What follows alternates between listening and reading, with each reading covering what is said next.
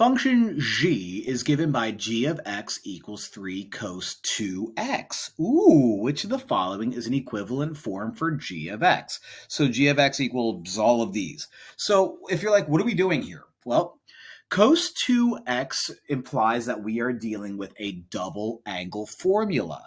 Now, sine and cosine and tangent and all the others have double angle formulas, and the sine double angle formula, sine of 2 alpha or 2 theta, or in this case 2x, is going to equal 2 sine x cos x.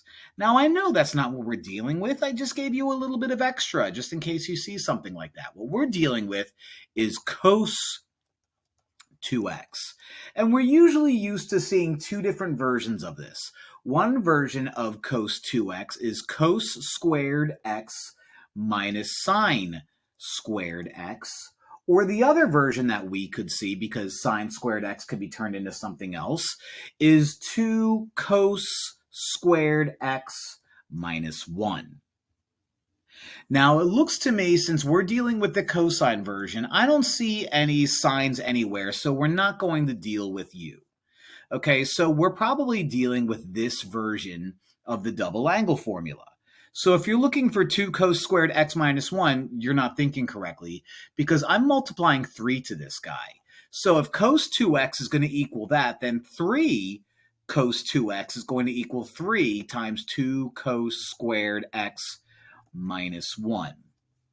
Distribute that 3, and you get 6 cos squared x minus 3, which is, oh, so close.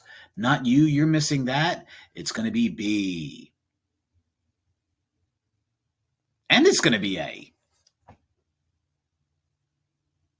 Well, that stinks.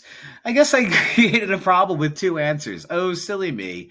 But that's all right. Bonus. Bonus. And we had fun doing it. Hope this helps.